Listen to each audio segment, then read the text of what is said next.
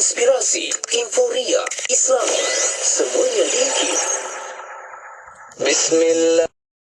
Aku tak sanggup tahan buat selamanya. Sebaiknya aku mempunyai rencana, dan aku sedia, aku rela melukakan segalanya, dan aku sudah berubah.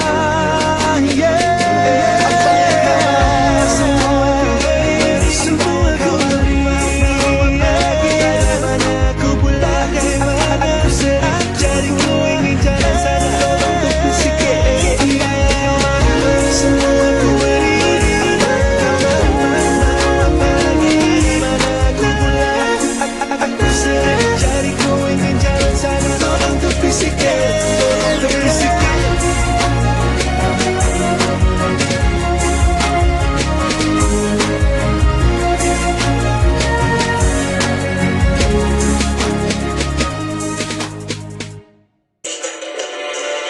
أمسينا وأمسى الملك لله والحمد لله لا إله إلا الله وحده لا شريك له له الملك وله الحمد وهو على كل شيء قدير.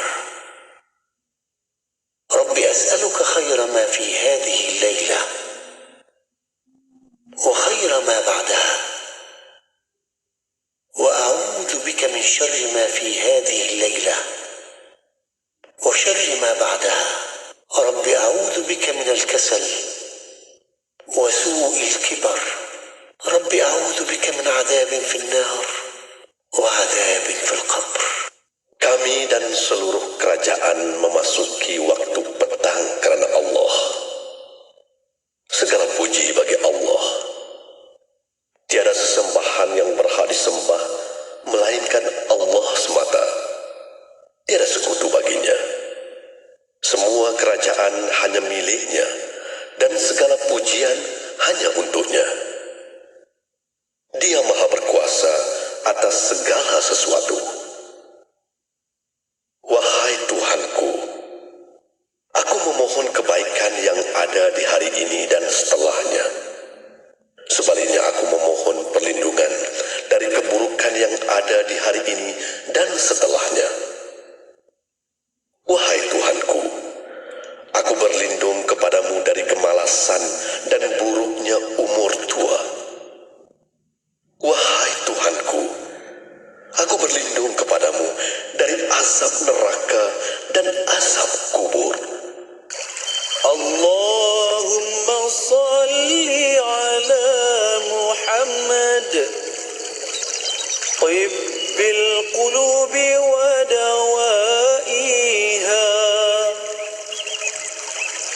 wa afiyatil ajsadi wa shifaiha wa nuril absari wa jilaiha.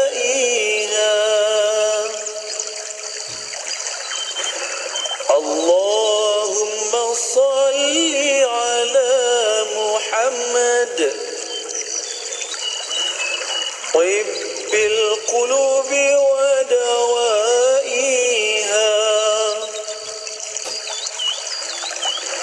wa afiyatil ajsadi wa shifaiha wa nuril absari wa jilaiha. Allahumma salli ala Muhammad tibbil qulubi wa dawaiha wa afiyatil ajsadi wa shifaiha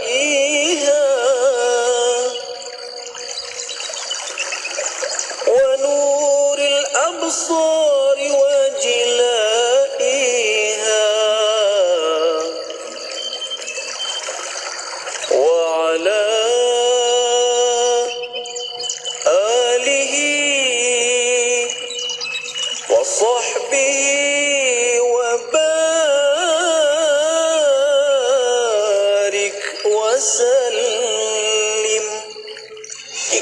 cakap buah papaya, ayuh dimakan dengan berselera. Sekiranya wakaf menjadi budaya, umatkan hidup dengan sejahtera. Amanah Saham Nasional Berhad kini memperkenalkan konsep wakaf terbaru melalui konsep wakaf saham amanah. Menggabungkan dua konsep penting, iaitu pelaburan dan wakaf.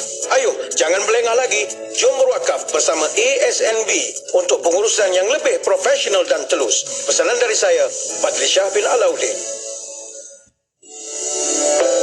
Sempena sambutan 60 tahun Sarawak Merdeka, Sarawak Maju Makmur, Majlis Islam Sarawak bersama Institut Kefahaman Islam Malaysia IKIM dan Agensi Kerajaan di Sarawak menganjurkan Ijtima' Ilmuwan Islam Antarabangsa pada 25 dan 26 Julai 2023 di Dewan Kompleks Islam Kuching, Sarawak. Ijtima' yang mengangkat tema Keharmonian Kepimpinan dan Pengurusan Mengangkat Martabat Ummah dirasmikan oleh Premier Sarawak Yang Amat Berhormat Datuk Patinggi Tan Sri Dr. Abang Haji Abdul Rahman Zuhari Mentun Datuk Abang Haji Openg.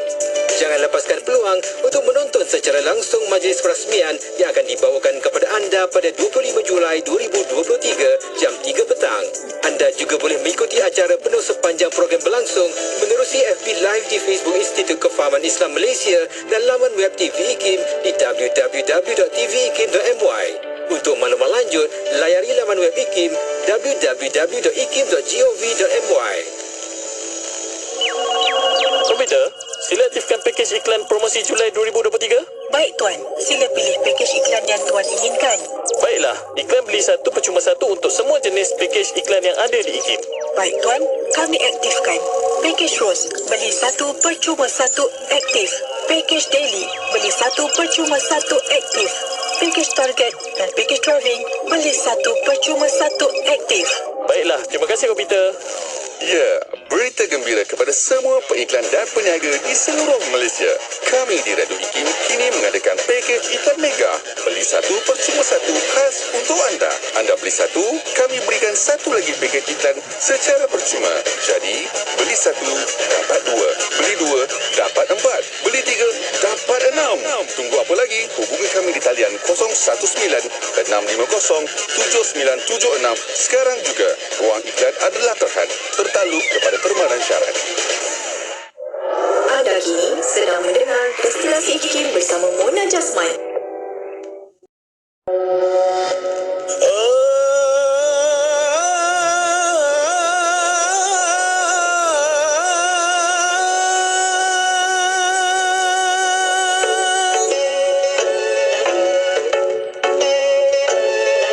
Darjatmu kan diangkat, bukti segala nikmat. Begitulah ganjaran dari Tuhan, membentuk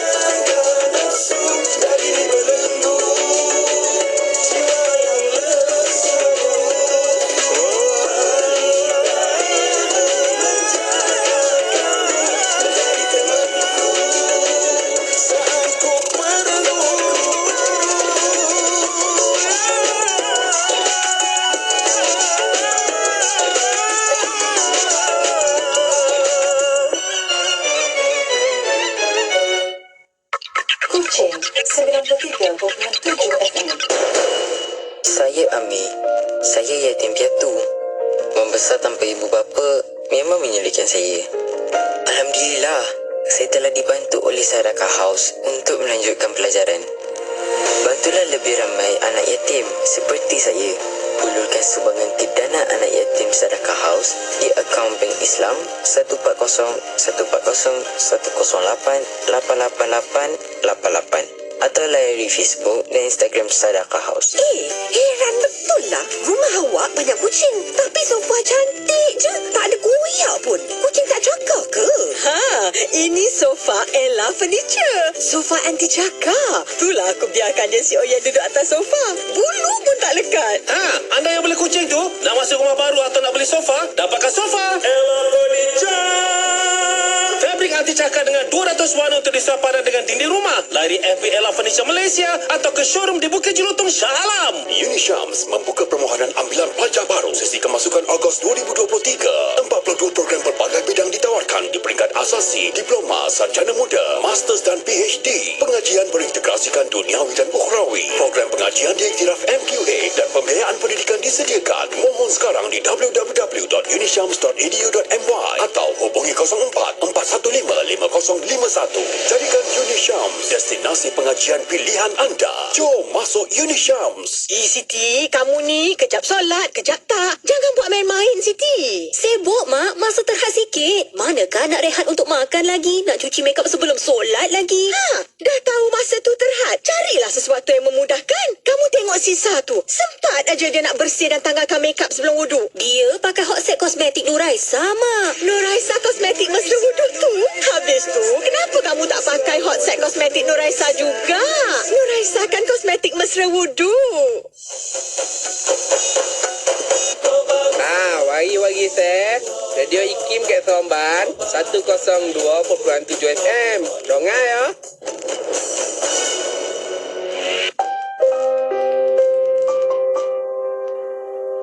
Kadang-kadang kita tersenyum keseorangan kerana mengingatkan suatu peristiwa yang manis. Ada kalanya pula kita terasa pilu kerana teringatkan peristiwa yang sedih. Apalah guna semuanya itu, kerana hati kita akan semakin pilu dan lara. Hadirin rahimakumullah, Allah berfirman, Alladzina amanu wa tatma'innu qulubuhum bizikrillah, ala bizikrillahi tatma'innul qulub. Kata Allah, orang-orang yang beriman itu hati mereka menjadi tenteram kerana berzikir, yaitu mereka ingat kepada Allah, Tuhan mereka. Ingatlah, kata Allah, bahawa dengan berzikir kepada Allah itu, ingat Allah selalu, hati akan menjadi tenteram, aman dan damai. Radio Ikim membawa kepada anda lagu-lagu nasyid terbaik. Suci di pandangan mata, dalam budi, dalam kata-kata, bil Quran, waj'alhu lana yang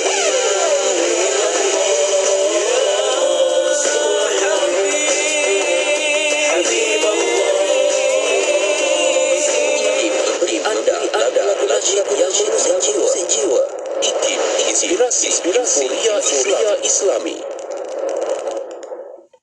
Bismillahirrahmanirrahim. Alhamdulillahirrabbilalamin. Wassalatu wassalamu ala asyrafil anbiya wal mursalin Sayyidina Muhammad wa ala alihi wa sahbihi ajma'in.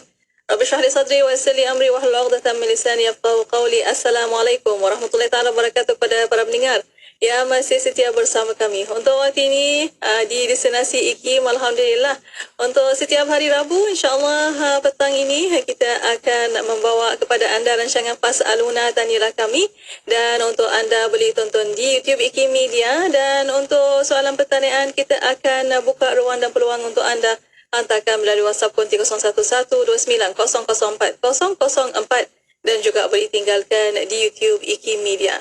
Dan untuk waktu ini, alhamdulillah, kita akan bersama yang berusaha Dr. Muhammad Farid Muhammad Syahran, Fellow Utama Merangkap Pengarah Pusat Kajian Syariah, Undang-Undang dan Politik Institut Kefahaman Islam Malaysia untuk petang ini. Untuk kita mengalurkan kehadiran doktor. Assalamualaikum doktor. Waalaikumsalam warahmatullahi wabarakatuh. Apa khabar doktor? Kaifa haluka? Baik, alhamdulillah. Ana bi khair. Alhamdulillah. Terima kasih doktor masih meluangkan masa untuk Pasaluna pada petang ini, dan insya-Allah bersama doktor kita akan bincangkan tentang tanggungjawab belajar sampai bila. Itulah tajuk yang menarik sekali untuk kita nak kupaskan untuk petang ini. Kita pun ada yang baru menghabis SPM dan menunggu juga untuk masuk universiti dan sebagainya, dan ada yang nak mendengar juga doktor yang tak nak sambung belajar sebab dia nampak sambung belajar tak ada faedah, dan mungkin nak jadi influencer tu lagi banyak duit dia dapatkan dan sebagainya. Mungkin untuk waktu ini kita betulkan juga kefahaman itu dengan tajuk ini. Silakan doktor untuk mukadimahnya. Ya, terima kasih. Mona. Alhamdulillah rabbil alamin wassalatu wassalamu ala Rasulillah wa ala alihi wa sahbihi ajma'in. Rabbi shrah li sadri wa yassir li amri wa hlul 'uqdatam min lisani yafqahu qawli. Subhanaka la ilma lana illa ma 'allamtana innaka antal alimul hakim. Wala haula wala quwwata illa billahil aliyyil azim. Alhamdulillah, kita bersyukur kepada Allah Subhanahu wa taala dengan setinggi kesyukuran, dengan limpah rahmat, inayah, rahmat daripada Allah Subhanahu wa taala, kita dapat terus hidup dalam keadaan kita beriman, kita tunduk dan patuh dan menyerah diri kepada Allah Subhanahu wa taala, dan kita juga dapat meneruskan perbincangan, perbahasan berkaitan dengan hal-hal ilmu dan hikmah. Semoga dengan perbincangan ini dapat meluaskan lagi kita punya spektrum pemerhatian kita, ilmu kita tentang banyak perkara. Mana kita bercakap tentang belajar, tanggungjawab belajar sampai bila. Seperti yang Mona sebut tadi, hari ini ada isu ramai dalam kalangan pelajar-pelajar yang habis peperiksaan SPM misalnya dah tak nak sambung belajar dah. Sebab dia rasa cukup dah, lama dah belajar. 11 tahun, sejak 1 sampai darjah 6, kemudian tingkatan 1 sampai tingkatan 5. Dia rasa itu dah cukup banyak, dan ilmu pun dah banyak agaknya. 11 tahun belajar tu. Sedangkan itu sebenarnya baru permulaan kepada pembelajaran. Dan bukan bermakna kalau kita dah habis SPM tu kita dah tak perlu usik buku, tak perlu terlibat dengan ilmu. Ini saya rasa satu salah faham yang kita kena betulkan dalam kalangan masyarakat kita, khususnya orang Islam. Kerana dalam Islam ini tanggungjawab ilmu ini merupakan tanggungjawab yang diberikan kepada setiap individu. Dia fardhu ain. Dan Islam antara agama yang cukup kuat menekankan tentang kewajiban untuk menuntut ilmu daripada kecil sampailah kita meninggal dunia. Utlubul ilma minal mahdi ilal lahdi. Tuntutlah ilmu itu dari buayan hingga ke liang lahat. Dan itu merupakan semangat yang diberikan oleh Islam kepada kita orang Islam, supaya kita ini terus menerus terlibat dengan usaha-usaha untuk mencapai ilmu ni, kerana ia merupakan salah satu hikmah ataupun fadilah yang cukup penting yang ada pada diri seorang insan. Allah Ta'ala menjadikan insan itu dengan kekuatan akal yang menjadi pembeza antara manusia itu dengan makhluk-makhluk yang lain. Banyak kelebihan yang Allah Ta'ala berikan kepada banyak makhluk. Mona malah setiap makhluk itu dia ada dia punya mayizah, dia ada kelebihan. Tetapi kelebihan yang Allah Ta'ala berikan kepada insan itu merupakan kelebihan yang cukup besar, cukup bermakna, sehingga kelebihan yang ada pada insan itu menjadikan mereka terus terangkat kedudukan dan makam dan kemuliaannya itu begitu tinggi, sehingga dilantik oleh Allah Ta'ala menjadi khalifah di atas muka bumi ini. Seperti mana yang diisytiharkan oleh Allah SWT kepada semua malaikat yang selalu kita baca dalam surah Al-Baqarah. Wa idh qala rabbuka lil malaikati inni ja'ilun fil ardi khalifah. Dan ketika mana Tuhan kamu bercakap kepada para malaikat, sesungguhnya aku ingin menjadikan khalifah di atas muka bumi ini. Satu jawatan ataupun satu kedudukan yang mulia, kerana kedudukan khalifah ni dia akan memimpin, dia akan meneraju, dia akan mentadbir alam ini. Dan khalifah itu, jawatan khalifah itu diberi kepada manusia. Kenapa diberi kepada manusia? Kerana kejadian manusia itu Allah jadikan dengan cukup istimewa. Dia ada elemen-elemen tinggi seperti mana kejadian-kejadian yang ada sebelum itu, iaitu para malaikat misalnya yang telah wujud sebelum adanya manusia, punya akal, walaupun kedudukan itu tinggi kerana kejadiannya itu daripada cahaya, tetapi di masa yang sama Allah Ta'ala juga menjadikan haiwan atau binatang-binatang yang mendiami bumi ini, yang akal tidak dikurniakan akal oleh Allah SWT, tetapi dikurniakan nafsu, dikurniakan syahwat, keinginan untuk makan, untuk melepaskan keperluan haiwaniah ataupun jasmaniahnya.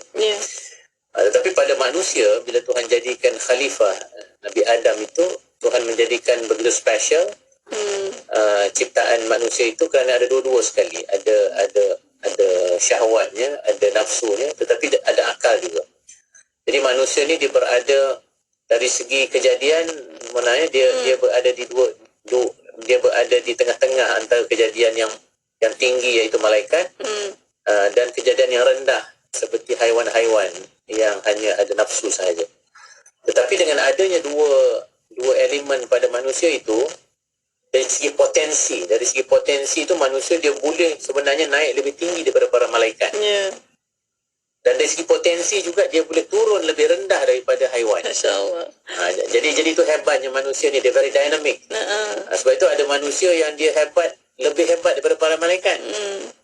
Nabi Muhammad SAW misalnya, ketika Isra Mi'raj, dia diiringi oleh ketua semua para malaikat, iaitu Jibril. Dan ketika bertemu Allah SWT, Jibril pun kata, aku tak boleh bersama engkau kerana kedudukan kau itu, engkau seorang je yang akan naik.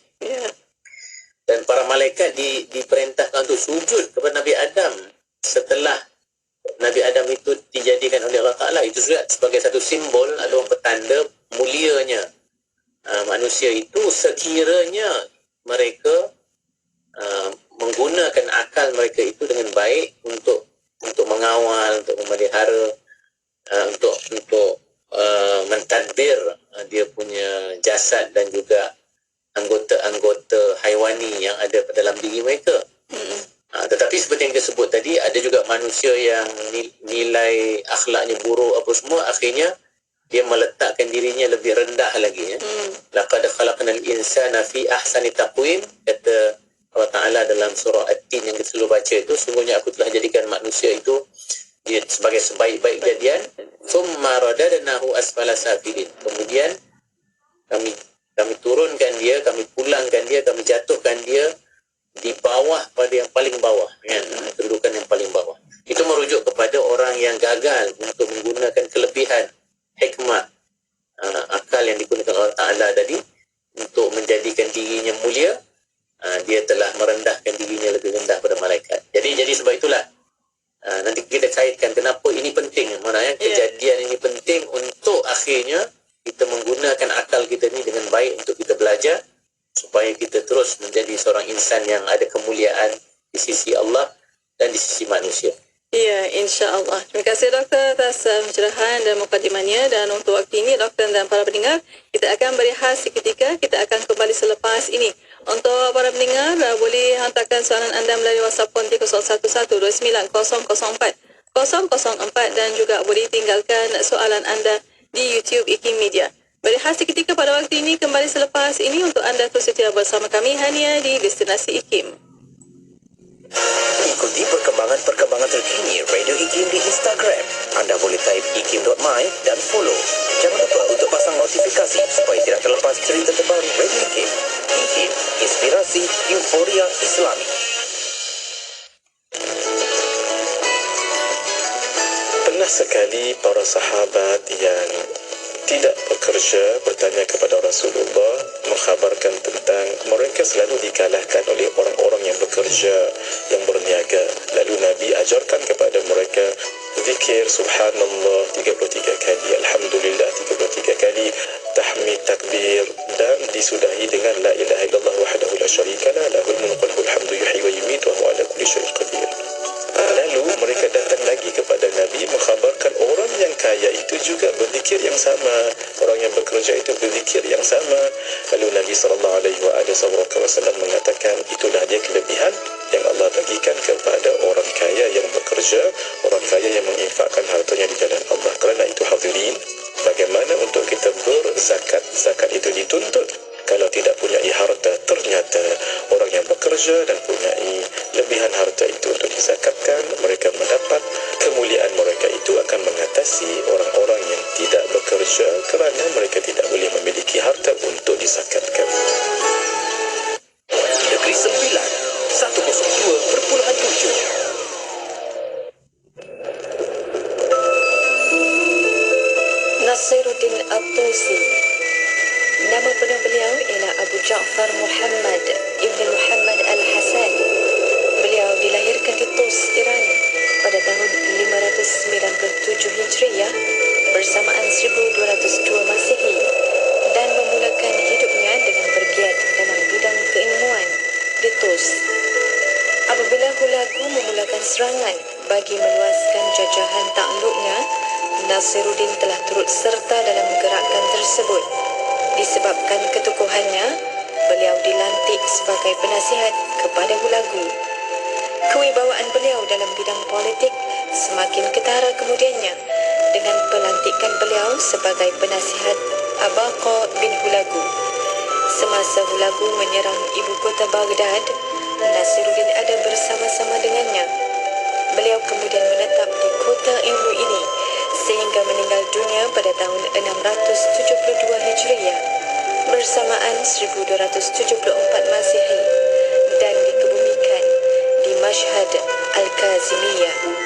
Nasiruddin mewariskan banyak hasil penulisan yang mencakupi banyak bidang ilmu kepada kita. Antaranya termasuklah penulisan dalam bidang geometri, fizik, algebra dan falak. Beliau juga menghasilkan karya dalam banyak bidang keagamaan, termasuk hal-hal yang berkenaan dengan akidah dan hukum. Walau bagaimanapun, kepakaran beliau yang paling utama ialah dalam bidang falak atau astronomi. Dalam bidang tersebut, beliau telah menghasilkan banyak teori, sama ada ia merupakan lanjutan bagi teori-teori yang terdahulu maupun yang benar-benar baharu.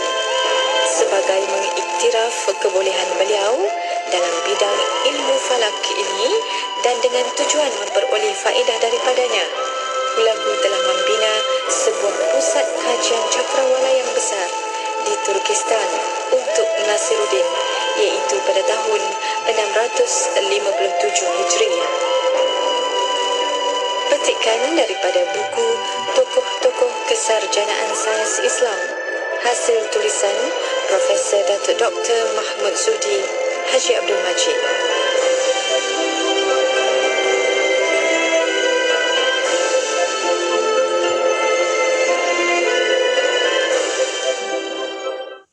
Tidak kira di mana jua, kami sentiasa bersama anda. IKIM, inspirasi euforia Islami. Bismillah, alhamdulillah, wassalatu wassalamu ala rasulillah. Alhamdulillah masih bersama destinasi IKIM pada waktu ini untuk rancangan Fas'aluna, tanialah kami. Dan untuk bersama para pendengar, masih lagi tonton di YouTube IKIM Media, dan soalan pertanyaan boleh hantarkan melalui WhatsApp konti 01129004 004 dan juga boleh tinggalkan di YouTube IKIM Media. Untuk waktu ini masih Alhamdulillah bersama Yang Berusaha Dr. Muhammad Farid Muhammad Syahran, Fellow Utama Merangkap Pengarah Pusat Kajian Syariah Undang-Undang dan Politik Institut Kefahaman Islam Malaysia, masih membincangkan tentang tanggungjawab belajar sampai bila. Itulah yang kita nak dengar kepasannya untuk waktu ini. Bila doktor kata tentang akal dan kita sebagai manusia yang Allah ciptakan sebaik-baik makhluk, kita mesti belajar minal mahdi ilal lahd. Sama-sama bagaimana juga kita nak tahu bersama doktor bila sekarang ni dah mencapai tahap kata saya dah cukup belajar, saya dah habis belajar dan saya boleh belajar sendiri. Bagaimana doktor dengan trend yang sekarang ni? Silakan. Okey, terima kasih Mona. Betul lah, kita boleh kata kita dah cukup belajar, tetapi kalau kita lihat sifat ilmu itu sendiri, dia sifat yang kita panggil fadilah tadi. Dia satu kelebihan yang memuliakan kita. Dia satu kelebihan yang mengangkat martabat kita, kan? Jadi maknanya lebih banyak kita berilmu, sebenarnya lebih berharga kita, Mona, lebih berharga, lebih bercahaya kita. Kerana al-ilmu nurun, kata Imam Syafi'i. Ilmu itu cahaya. Dan cahaya ni dia bukan sekadar mencerahkan diri kita, tapi juga dia mencerahkan jalan di hadapan kita. Jadi kalau orang yang ada cahaya ni, Mona, dia ada sesuatu yang cukup berharga sekali, yang tidak akan dia lepaskan. Malah dia kalau boleh nak menambah lagi cahaya yang ada dalam diri dia, kan? Ni kita kalau muka kita nak cerah, kan? Makan macam-macam produk supaya muka kita cerah, sapu macam-macam. Dia punya make up supaya nampak cerah, nampak bercahaya. Tapi ilmu itulah sebenarnya yang memberikan cahaya kepada kita secara rohaninya, secara akhlaknya, secara peribadi dan kelakuannya. Semua itu datang daripada ilmu. Dia isunya, Mona, ialah kerana kadang-kala kita melihat ilmu itu bukan sebagai fadilah. Itu masalahnya. Bila timbul isu kata saya dah cukup lah, saya tak nak belajar dah, saya dah letih belajar, kan? Kenapa? Kerana satu, dari segi falsafah ilmu kita tu sendiri tidak betul. Kita merasakan ilmu itu hanya sebagai alat sahaja. Alat untuk menyampaikan kita kepada satu matlamat, kan? Dan matlamat yang kita nak cari melalui ilmu itu juga satu matlamat yang rendah, yang tidaklah tinggi sangat dan tidaklah mulia sangat berbanding dengan ilmu itu sendiri. Kita ambil contoh. Kalau kita belajar, kita hanya lihat pembelajaran ilmu itu hanya untuk membolehkan kita dapat kerja misalnya. Atau hanya yang membolehkan kita mendapat harta dan kekayaan, kan? Sebab dengan ilmu ni macam-macam kita boleh dapat, mana, ya? Tetapi okey, dia bukanlah tak boleh, cuma secara tak langsung kita telah sebenarnya merendahkan martabat ilmu kalau sekadar kita melihat ia sebagai satu alat untuk menyampaikan kita kepada macam perkara-perkara duniawi yang bersifat macam harta apa semua tu, kan? Sebab itulah bila dia rasa dia boleh dapat matlamat tu ataupun harta dan kekayaan tu tanpa ilmu, dia tak nak belajar kan?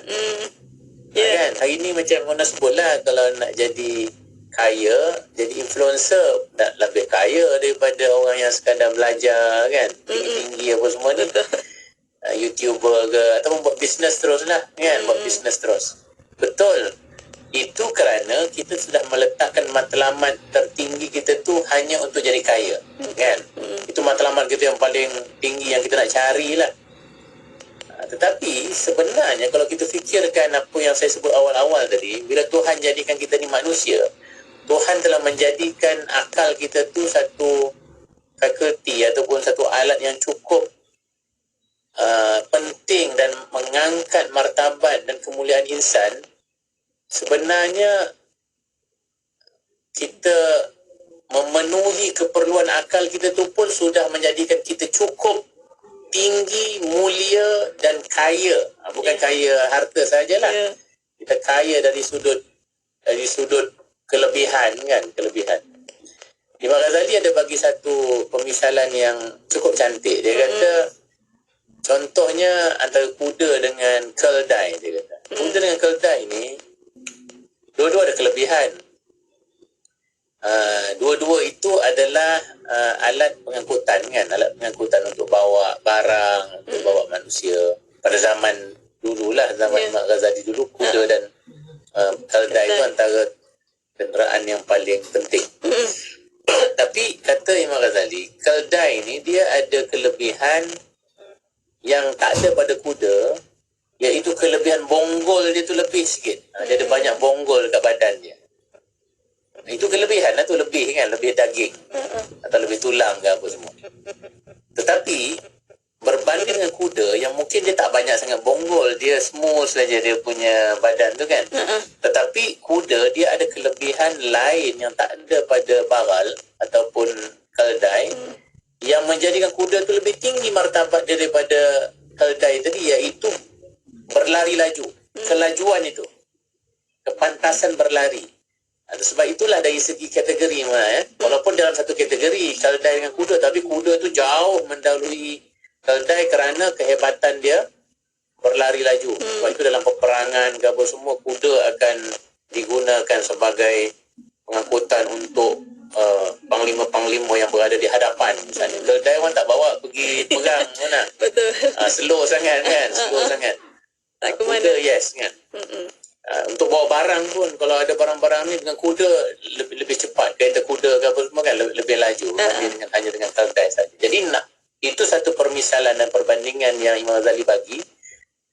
Nak cakap tentang kelebihan ni, kita kena pergi kepada kelebihan-kelebihan yang menjadikan kita punya martabat tu tinggi. Kuda tadi tu dia punya kepantasan tu menjadi martabat dia tinggi. Manusia, Tuhan dah bagi dah satu kelebihan. Kalau kita penuhi dia punya fadilah dia, kelebihan-kelebihannya itu akan menjadikan kita jauh meningkat kedudukan kita berbanding dengan makhluk-makhluk yang lain, iaitu ilmu, akal dan ilmu. Jadi kita jangan risau sama ada ilmu kita ni nanti boleh tak menjadikan aku kaya atau tidak. Macam saya dulu belajar agama kan, belajar usuluddin. Macam mana nak jadi kaya kan? Memanglah tak boleh nak banding lah dengan kawan-kawan yang dah jadi jutawan ke billionaire kan? Tapi alhamdulillah dengan ilmu yang ada itu, paling kurang saya mengenal Tuhan, saya mengenal kehidupan, saya mengenal diri saya kan. Bukanlah makna orang yang kaya tak kenal, tapi kelebihan ilmu itu dia memberikan kita satu bentuk kemuliaan, kekayaan dan ketinggian yang berbeza dengan segala matlamat-matlamat lain yang kita cari. Sebab itu Imam Ali ataupun Sayyidina Ali menyebut al-ilmu khairun minal mal. Ilmu itu lebih baik daripada harta. Li'anna al-ilma hakim wal mal mahkum. Kerana ilmu itu dia menjadi hakim, sedangkan harta itu dia mahkum, dia yang dihakimi, dia yang kena kita terpaksa tadbir dia kan, kena simpan kat mana. Kita yang kena memelihara dan menjaga harta, sedangkan ilmu kita tak perlu jaga, dia yang jaga kita. Ilmu yang memandu kita, dia yang menentukan apa yang betul dan apa yang salah. Mana yang lebih hebat mana? Ada ilmu ataupun ada harta? Ilmu lah. Ataupun geng-geng ni kan kata dua-dua saya nak kan. Tapi tak apa, kita betul-betul nak dua-dua. Tapi dari segi ketinggian tu kita kena tahu yang mana yang lebih tinggi, supaya kalau kita dapat ilmu atau kita terus belajar, kita tidak akan tergugat kalau orang kata, apalah kau ni lepas PN nak belajar lagi, dah habis degree kau nak belajar lagi, lepas tu nak belajar lagi, tak letih ke belajar? Jawab kat dia, kata yang aku dapat melalui ilmu ni adalah satu fadilah, satu ketinggian, satu kemuliaan yang tidak ada tolak bandingnya dengan yang lain-lain, termasuklah kekayaan apa semua tu. Betul kekayaan tu penting, tetapi dari segi kedudukan kita mesti sedar yang mana yang lebih mulia. Sebab itu dalam Islam, Al-Quran sendiri bukannya ini dicipta oleh social convention, dia panggil. Kalau masyarakat yang kaya itu kita hormat, gitu kan. Itu masyarakat yang tentukan status tu kan. Kita hormat orang kaya, orang miskin kita tak berapa hormat apa semua. Itu tetapi kita ni orang Islam, kita kena pakai penilaian yang diberikan oleh Tuhan sendiri. Oleh Al-Quran misalnya. Quran kata siapa yang mulia? Itu dalam Quran banyak disebut tu. Yarfa'illahu allazina amanu minkum wallazina utul ilma darajat. Tuhan mengangkat martabat orang yang beriman dalam kalangan kamu dan orang yang beri ilmu dengan darjat yang amat tinggi. Di situ sendiri dah ada dua. Satu iman, takwa apa semua, yang satu lagi ilmu. Dua itu ciri yang menjadikan rafa'at darajat. Tuhan mengangkat darjat-darjat. Itu yang kita kena guna kriteria itu untuk mencari kemuliaan diri kita. Dan banyaklah hadis-hadis juga banyak, man yuridillahu bihi khairan yufaqihu fiddin. Siapa yang Tuhan nakkan seseorang itu kebaikan, maka Tuhan akan bagi dia kefahaman ilmu, khususnya ilmu agama. Wa may yu'tal hikmata faqad utiya khairan katsira. Sesiapa yang diberikan hikmah, kebijaksanaan dan ilmu, sesungguhnya Allah memberikan kebaikan yang banyak. Jadi kalau kita baca ayat-ayat Al-Quran dan hadis-hadis bercakap tentang ilmu ni, jelas menunjukkan bahawa kita harus terus-menerus mencari ilmu kerana kemuliaan ilmu tersebut. Jangan hanya kita letakkan ilmu itu sebagai ini alat, kalau aku tak dapat kekayaan dari ilmu, aku tak nak dah. Itu yang jadi kes lepas PM tak nak sambung apa semua tu, sebab dia anggap urusan-urusan ilmu ni adalah urusan yang meletihkan kerana dia tidak membawa kepada benda yang dia nak. Sedangkan benda yang dia nak itu tidak semestinya lebih tinggi daripada. Teruskan boleh mencari harta tu sebab kita nak hidup juga di dunia ini, tetapi yang bab ilmu ni kena lain, cara lihat kita kena lain. Jangan dikaitkan dengan harta tadi. Yang ini memang aku sebagai seorang Muslim, seorang insan yang mulianya kerana akal dan fadilah ilmu, aku akan terus menerus. Yang ini yang kita sebut sebagai minal mahdi ilal lahdi ni. Dan orang barat sendiri dah bercakap tentang benda ni, Mona, dia panggil sebagai dia sebut sebagai continuous education ataupun lifelong learning dia panggil. Maknanya pendidikan sepanjang hayat. Mereka dah bercakap dah kalau habis kerja nak belajar lagi, tapi belajar tu macam-macam lah, masing-masing ikut cara lihat masing-masing lah apa yang penting kan. Tapi kita orang Islam banyak benda yang kita boleh belajar, khususnya hal-hal yang berkaitan dengan ilmu kita. InsyaAllah kita sambung lagi mana nanti. Iya, insyaAllah. Alhamdulillah. Terima kasih doktor atas pencerahan dan untuk waktu ini. Kita akan berehat sekali lagi. Kita akan kembali selepas ini. Untuk para pendengar, boleh tonton di YouTube IKIM Media. Soalan pertanyaan boleh hantarkan melalui WhatsApp konti 0112904004 dan juga boleh tinggalkan di YouTube IKIM Media. Berehat sekali lagi kembali selepas ini untuk anda terus setia bersama kami hanya di Destinasi IKIM. Sentiasa bersama berkongsi info terkini. Pastinya di IKIM. Inspirasi Inforia itu. Melampau di dalam mengerjakan sesuatu yang telah disyariatkan bukan berpunca daripada akidah yang salah, bukan berpunca daripada akidah yang rosak, tetapi adalah berpunca daripada kefahaman yang salah tentang ibadat itu sendiri. Kerana dia bukan hasil daripada kefahaman yang salah, sebab iman dan juga amal perkara yang bukan saling melengkapi ataupun bukan perkara yang bersangkut paut. Seseorang yang beramal bukanlah bermaksud dia beriman. Seseorang yang beriman bukan bermaksud dia beramal. Jadi kita tak boleh nak ukur iman ataupun rosaknya akidah dengan amalan. Sebab Ahlussunnah wal Jamaah mengatakan ibadat itu adalah hasil sahaja daripada keberimanan seseorang. Bukan bermaksud dia tak sembahyang dia tu kafir, bukan. Jadi adalah natijahnya disebabkan salah faham di dalam agama ataupun hukum hakam. Sering kita terlepas pandang apa yang kita terlepas pandang bahawa bila kita telah menunaikan haji, kita kata dah sudah-sudahlah. Sedangkan sepatutnya setiap masa kita berdoa pada Allah bagi orang yang telah menunaikan haji agar berdoa pada Allah, ya Allah, terimalah amal ibadah yang kami lakukan dalam ibadah haji dulu itu ya Allah. Walaupun mungkin daripada 10 tahun yang lampau, mungkin ada orang pergi 20 tahun yang lampau, tetapi tanpa henti dia kena minta pada Allah, minta lagi pada Allah. Kenapa semua yang dikasih sekalian? Sebab Nabi menyebutkan bagi haji yang Allah terima tidak ada baginya ganjaran melainkan syurga Allah. Sebab syurga ni Masya Allah kita rasa benda yang tertinggi, tetapi sebenarnya benda yang terendah daripada bawah. sayang dan redha Allah Subhanahu wa taala. Orang mengerjakan haji, dia disayangi oleh Allah, diangkat oleh Allah, dijaga oleh Allah. Jadi kalau kita dah pernah mengerjakan haji, jangan kita kata oh saya dah pergi 10 tahun, punya tahun ni tak ada kena-mengena. Jangan pernah berhenti berdoa agar amal kita itu diterima oleh Allah.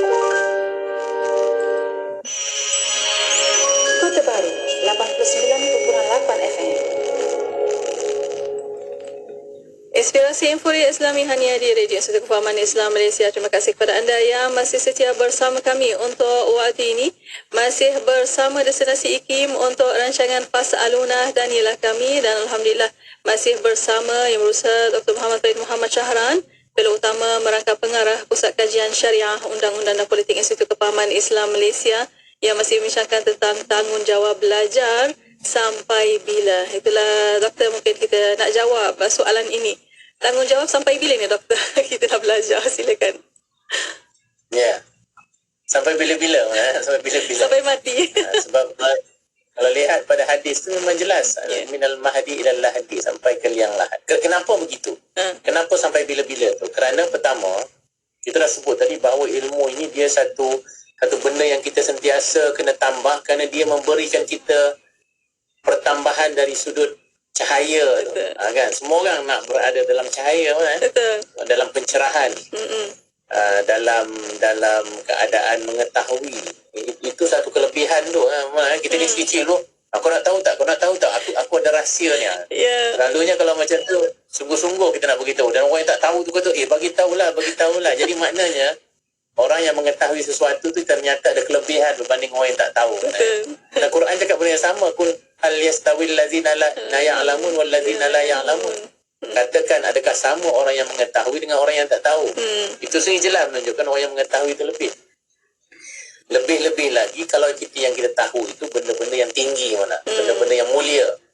Tahu tentang ketuhanan, tahu tentang baik dan buruk. Dalam Islam itu lebih tinggi lagi kedudukannya. Sebab itu dalam Al-Quran ada kajian yang telah dibuat, perkataan-perkataan al-ilm dalam Al-Quran, yang ilmu yang ada alif lam, ma'rifah, itu semua merujuk kepada ilmu tentang ketuhanan. Ilmu tentang baik dan buruk, ilmu tentang hari akhirat, ilmu tentang kemuliaan sesuatu. Jadi orang yang mengetahui itu, ataupun yang dipanggil orang yang alim, orang yang ataupun golongan ulama, itu adalah orang-orang yang paling dekat dengan Tuhan, yang paling mengenal Tuhan. Sebab itu Al-Quran sebut innama yakhsyallaha min ibadihil ulama. Sesungguhnya orang yang paling takut dengan Allah itu adalah dalam kalangan orang-orang yang berilmu. Dalam kalangan kamu itu adalah ulama itu. Jadi sebab itu dalam konteks Islam itu ilmu itu benar-benar mencerahkan. Itu satu. Yang kedua, kenapa belajar tu sampai bila-bila ataupun sampai ke liang lahat kita harus belajar? Kerana ilmu ini dalam Islam dia merupakan jalan ataupun jambatan untuk kita sampai kepada kebahagiaan kita yang abadi di akhirat nanti. Sebab dalam Islam kita sentiasa tidak boleh memisahkan antara kehidupan kita di dunia dengan kehidupan kita yang paling abadi di akhirat nanti. Dan yang paling penting sebenarnya adalah kita punya keselamatan kita di akhirat nanti. Sebab itu merupakan kehidupan yang paling kekal. Kalau kita hidup di sini mewah, kaya raya, semua cukup tetapi di akhirat kita paling miskin, kita paling kurang bekalan kita untuk bawa di hadapan Allah Ta'ala. Ketika hisab ataupun kira-kira nanti, kita punya buku kira-kira kita tu kosong, yang debit, yang kredit yang banyak, hutang-hutang banyak, tapi yang dapat ni kurang, pahala kurang, dosa banyak misalnya. Jadi rugilah kita, kerana itu akan kekal nanti. Jadi sebab itu ilmu untuk kita hidup dalam keadaan yang betul, mengenal Tuhan, tunduk kepada Tuhan, itu semua kita punya tanggungjawab tu. Itu dalam Islam dimasukkan dalam kategori fardu ain, benda yang fardu, yang wajib kita tahu. Sebab nak tak nak itu memang perlu kita tahu untuk kita sampai kepada satu tahap kebahagiaan di akhirat nanti. Jadi sebab itu tidak ada kompromi. Dalam Islam tidak ada kompromi pasal mengetahui tentang Tuhan tu. Sebab itu dia letak sebagai fardu ain. Jadi tak mungkin ada option, mana? Tidak mungkin ada option, ada pilihan nak belajar ke tak nak belajar.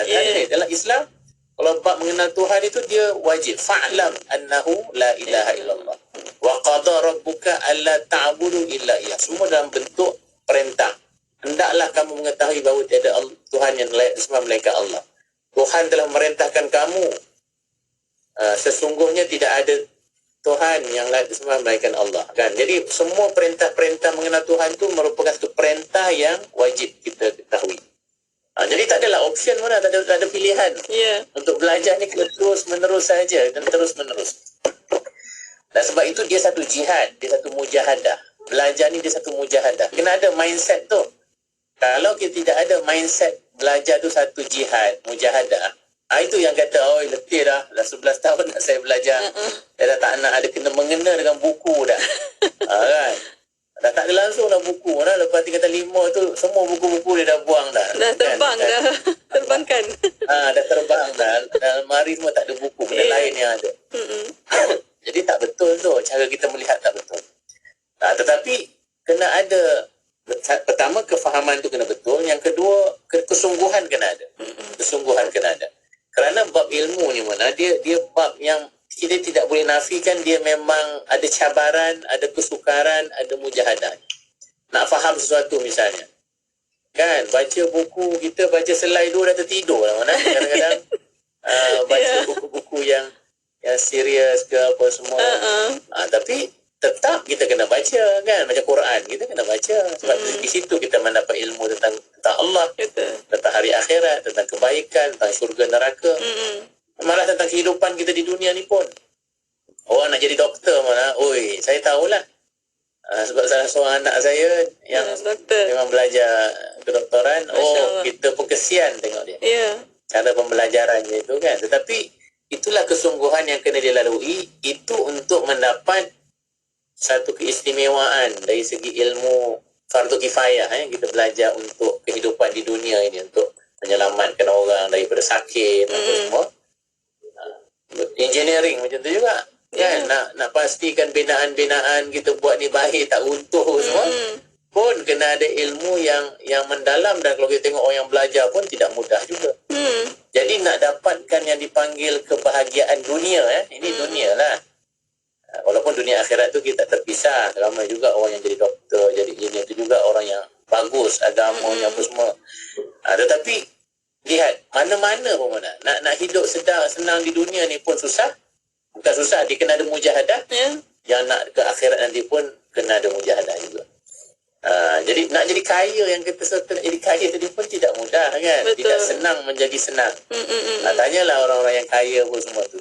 Mereka melalui satu kesulitan, kesungguhan. Jadi kadang-kadang kita nampak aja senang jadi kaya apa semua, tetapi ramai juga yang akhirnya melaluinya, ada yang stres juga apa semua. Jadi begitulah fitrah kehidupan mana. Hidup ni bukan mudah. Kita kena ada ni. Tetapi yang kita nak capai melalui ilmu ni, dia lebih tinggi, dia lebih mulia, dia lebih mencerahkan, dia lebih mengangkat martabat kita. Jadi lagilah kita kena melalui kesusahan mujahadah yang kita sebutkan tadi. Sebab itu ilmu ni dia tak boleh nak waris-waris. Saya ilmu banyak ni, buku pun banyak. Saya wariskan je lah. Saya bagi 40% ilmu saya ni, saya pindahkan je lah ke otak anak saya. Ataupun 80% kan, supaya dia jadi macam saya juga. Tak boleh. Sebab itu ilmu tidak diwarisi, iman tidak diwariskan, kan. Ada nasyid Raihan ke apa, kan. Iman tak dapat dijual beli. Iman tidak ada di tepian pantai, kan. Maknanya iman, ilmu ni semua kena dimujahadahkan, kena diusahakan, kena susah payah, melalui susah payah, barulah kita boleh mendapat apa yang dipanggil iman, apa yang dipanggil ilmu tersebut. Termasuklah ilmu. Jadi tetapi satu poin yang nak legakan sikit lah geng-geng ni mana, bukanlah bermaksud kita belajar itu kita kena harus semestinya belajar secara formal, kan. Untuk nenek kita tu ramai juga yang tak pergi sekolah, tetapi dari segi hikmah, kebijaksanaan, ilmu tu masih tinggi. Jadi kata tak belajar lepas SPM pun, tapi kena harus belajar secara tidak formal tu, kena harus belajar kan. Sekarang ni ruang belajar cukup banyak, dengan di masjid-masjid pun ada, di madrasah pun ada, di radio pun ada, di YouTube pun ada. Tetapi yang terbaik itu adalah ilmu yang kita cari dengan guidance, dengan ada mursyidnya, ada yang membimbing kita. Itulah guru. Jadi sebab itu yang formal tu Mona, dia masih bagus kan. Lepas SPM katakan masuk universiti tu masih bagus berbanding dengan kita pergi cari sendiri, belajar kat YouTube.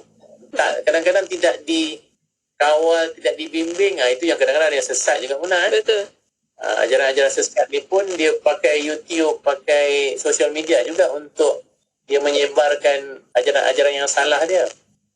Jadi bagus sebenarnya kalau kita ni belajar terbimbing dengan baik. Dan sebab itulah pendidikan formal tu masih baik Mona.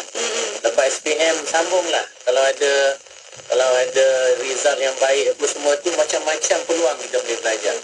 Kalau tak dapat masuk universiti, boleh masuk college, boleh masuk even madrasah ke apa semua. Yang penting semangat kita adalah utlubul ilma minal mahdi ilal lahdi. Menuntut ilmu itu daripada buayan hingga ke liang lahat. Kesempatan banyak, ruang banyak, tempat banyak. Carilah mana-mana ruang untuk kita belajar. InsyaAllah kalau kita semangat tinggi, Tuhan akan lorongkan kita, permudahkan kita untuk kita mendapat guru, mendapat ilmu dan mendapat sistem yang baik untuk kita akhirnya mempunyai cahaya yang cukup mencerahkan tadi. Ya, insya-Allah, amin. Itulah yang kita harapkan, niat yang baik itu untuk kita mendapat ilmu yang bermanfaat. Semoga Allah permudahkan dan juga permudahkan juga menuntut ilmu tu untuk ke syurga nanti, insya-Allah. Dan malaikat akan bersama mereka, insya-Allah. Dan untuk waktu ini, Doktor, saya kira itu kesimpulan untuk pertemuan untuk petang ini. Semoga insya-Allah ada manfaat kepada para pendengar. Dan untuk insya-Allah kita akan jumpa lagi, Doktor. Assalamualaikum. InsyaAllah. Assalamualaikum warahmatullahi wabarakatuh. Alhamdulillah. Dan untuk para pendengar, terima kasih kepada anda, dan untuk anda